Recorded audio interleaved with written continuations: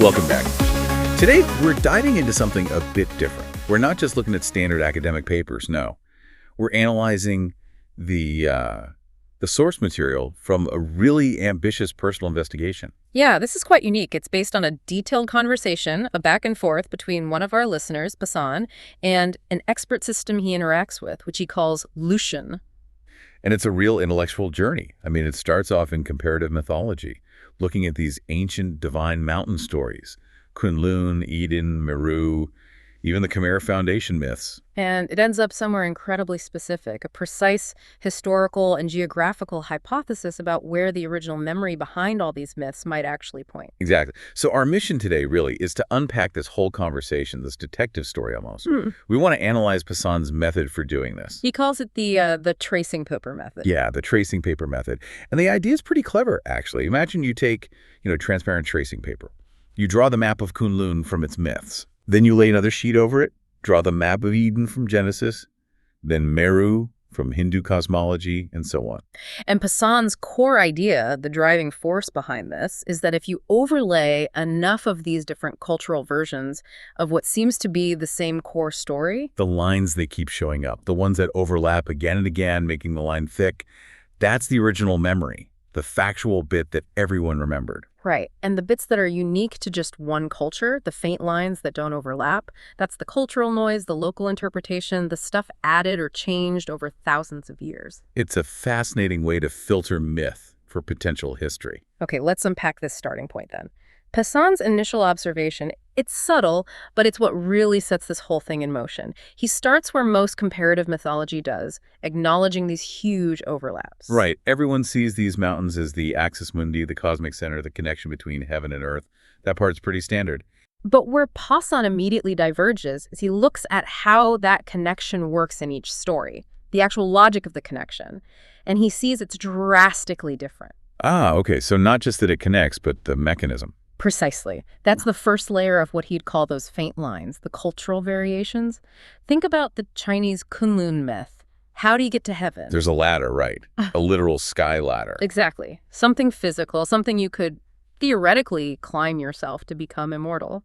It's about direct, personal ascent. Very straightforward, in a way. Okay, so that's one mechanism. What about the others? Southeast Asia, for instance. Totally different logic. Look at the Funan or Khmer Foundation stories. The hero, Priya Thong, he doesn't climb up to the divine. Yeah. No, he has to go down into the underwater realm of the Nagas, the serpent people, to marry the Naga princess. The connection is through descent and through marriage, or sometimes even literally holding on to the Naga's tail. Descent, not ascent. That's a fundamental difference. It really is. And then you have the Javanese version, which just throws both climbing and descending out the window. So what's their connection? It's about stability. The gods are worried because Java is like floating around unstable, so they physically move the entire cosmic mountain, Mahameru, all the way from India. And move the mountain. Yeah, using a giant cosmic naga and a turtle as like transport vehicles. The goal isn't ascent or descent, it's just to physically anchor the island and stop it from shaking. Wow. Okay, so the same core idea, sacred mountain connecting realms, but the how is completely different based on the culture. Climbing, descending, or physically moving it. And that variation, Passan realized, that's the key. It strongly suggests that the actual physical mountains these cultures later pointed to as their Axis Mundi, the Kumun Range in China, Phnom Kulin in Cambodia, Mount Semeru in Java, they don't actually match the original pristine mythological descriptions. The myths aren't literal geological surveys of those specific peaks. Right.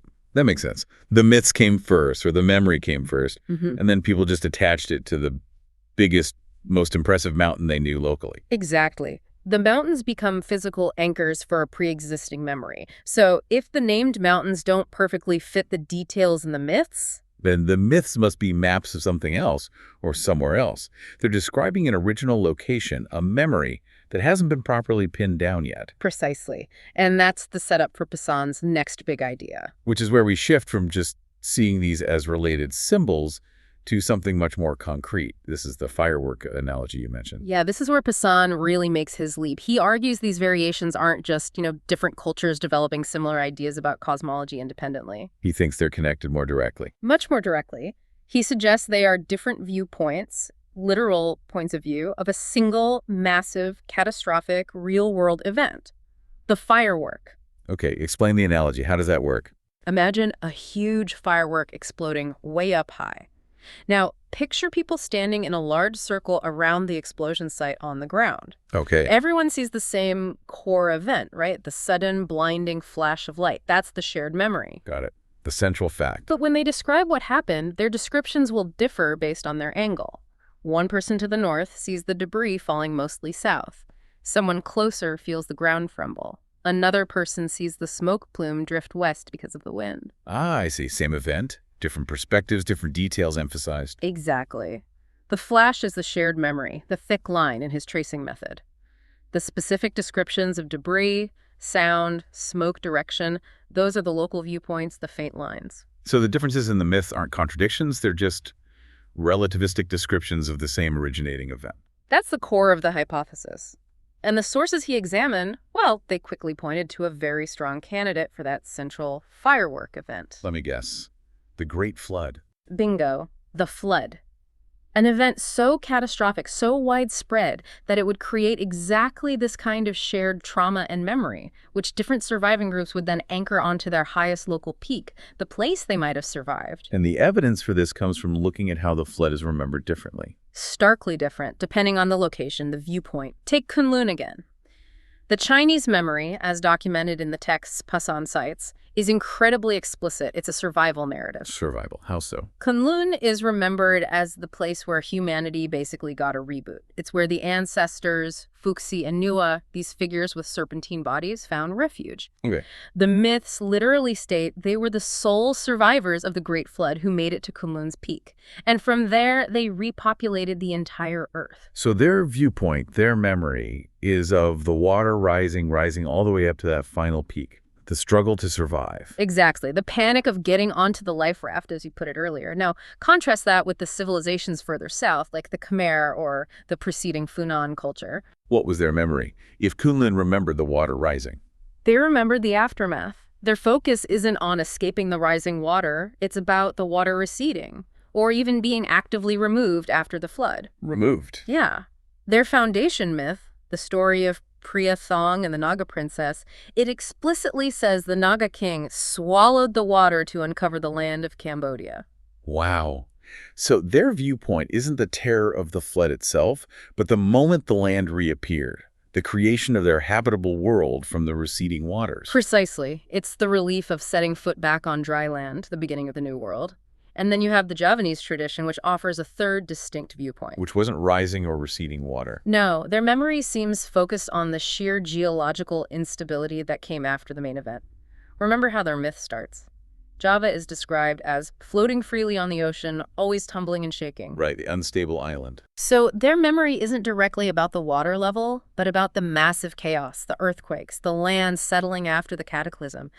Their story is about the gods needing to intervene to bring Meru over to anchor the place, to make it stable enough to live on. 3 different core memories. Water rising and survival, Kunlun. Water receding and land creation, Khmer. And geological chaos needing stabilization, Java. All potentially stemming from the same catastrophic flood event, just experienced differently. That's Passan's argument. And this is where that recurring serpent or Naga motif becomes really interesting. It's absolutely central to all these stories, the constant element, the thick line. But its function changes based on the viewpoint. Completely rewired. In the Funangkur story, the Naga king is the active agent who removes the water. He's the creator of the dry land and also the literal ancestor of the royal line through the marriage. The water remover and ancestor. Then in Java and Bali, the Naga figure, like Naga Basuki in the Balinese version, acts as the stabilizer. It wraps around the mountain or the turtle that's moving the mountain, securing the newly anchored land. It makes the chaotic aftermath safe. So stabilizer of the new land. And then back in Kunlun, the serpent isn't removing water or stabilizing land. Instead, the serpentine aspect is integrated into the survivors themselves. Fusi and Nua have serpentine bodies. They are the connection to that primordial power. So the serpent element is always there. Water, creation, power. But its role shifts. Yeah. Human survivors, water remover, land stabilizer. Exactly. The core ingredients, serpent, water, creation, are constant because, Passan argues, they were part of the original firework event. But the logic gets tailored to the specific memory. Serpentine people survive the rising flood, Kunlun. A serpentine king creates the land by removing the floodwater, Khmer. A serpentine force stabilizes the chaotic land after the flood, Java. Okay, that framework holds together really well. The variations become evidence for a single origin, not against it once you factor in viewpoint. That's the power of the firework analogy. So now that Poisson has established the flood as the likely event and viewpoint as the cause of variation, he moves to the next stage of his tracing paper method. Finding the really specific details, the thickest lines, things that repeat across different cultures that just shouldn't, geographically speaking.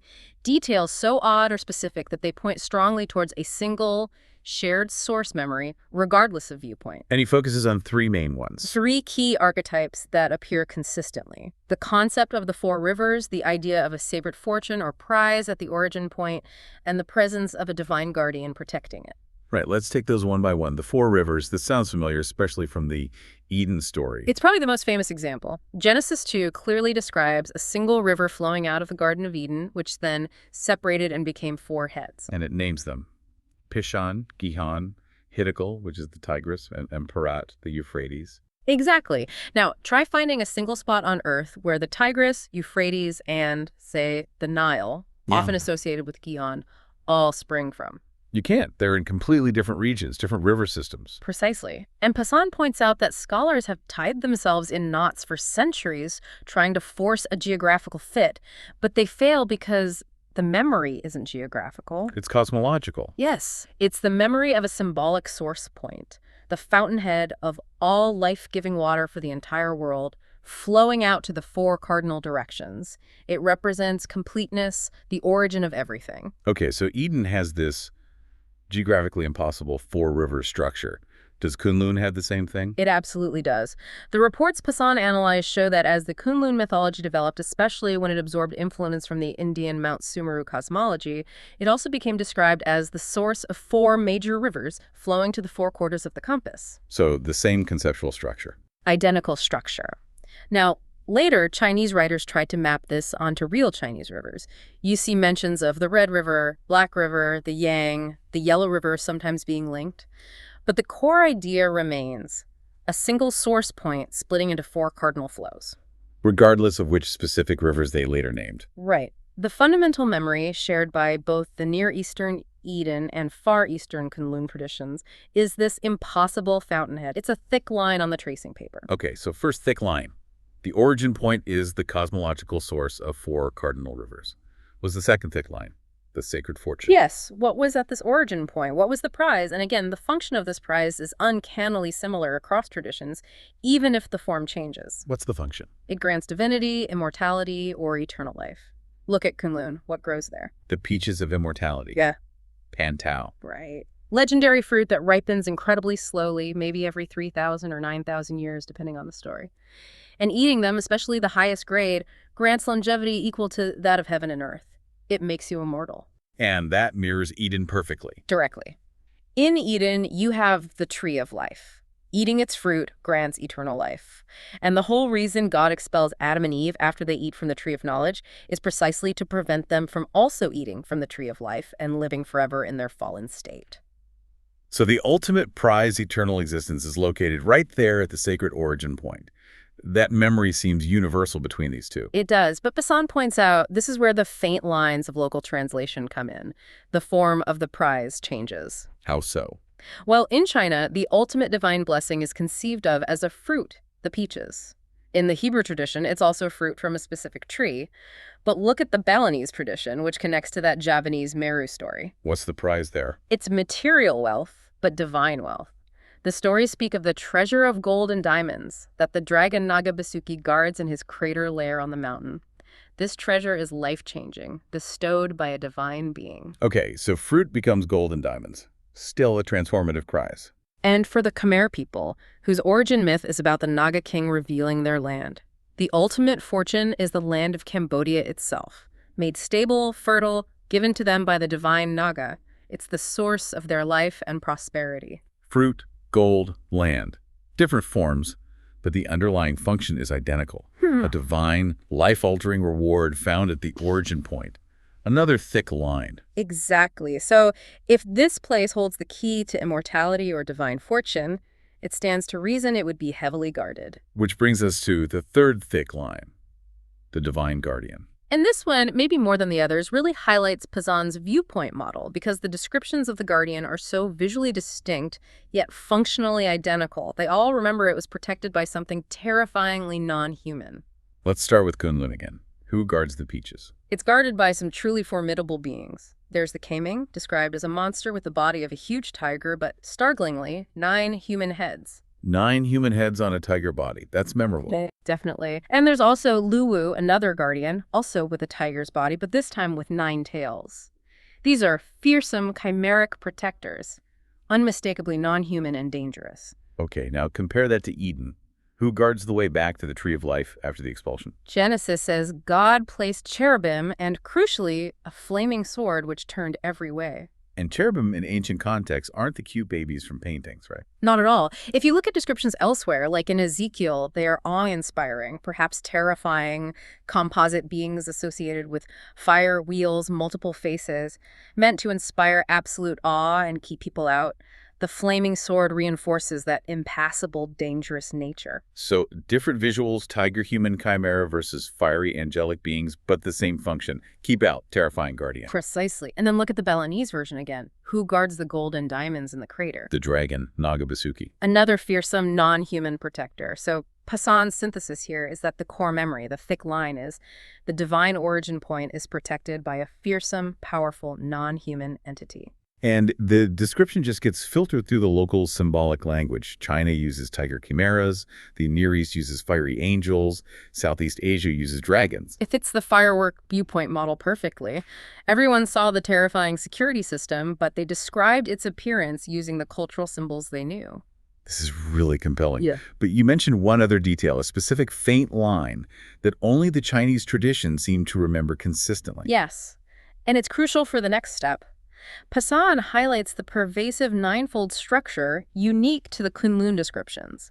We already heard the Kaming had 9 heads, Luwu had 9 tails. Right. But the texts Poussin cites also describe Kunlun itself as having 9 city gates, 9 wells, and being composed of 9 crooked peaks. This number 9, this repetition, appears again and again in the structural description of Kunlun. And that number 9 doesn't show up prominently in the Eden or Meru descriptions. Not with the same architectural or topographical specificity. It seems to be a unique faint line, a detail retained only by the Chinese tradition's viewpoint. Why would that be significant? Poussin argues that if a specific numerical structure like 9 is remembered so consistently by only one culture, it's likely not just symbolic. It might be a hyper-specific memory of a physical feature of the original location, something particularly visible or important from their specific geographical or cultural vantage point. Okay, that's a strong point. It elevates the number 9 from just mythic numerology to a potential clue about the actual place. So let's pull it all together. Poussin's tracing paper method, filtering through all these myths, has produced a remarkably detailed composite image, a profile of the original location. What are the key features of that profile? It has to be. 1, a high elevation place, likely an island or peak that survived a massive flood. 2, it functions as the fountainhead, the symbolic source of 4 cardinal rivers. 3, it contains a great fortune or prize, often linked to immortality. 4, it's guarded by a fearsome, non-human entity. 5, and crucially, it possesses a specific, distinctive ninefold structure. That is incredibly specific. You've gone from these vast, sprawling global myths down to a checklist for a single piece of real estate. Exactly. The method has filtered the noise and converged on a very precise target profile.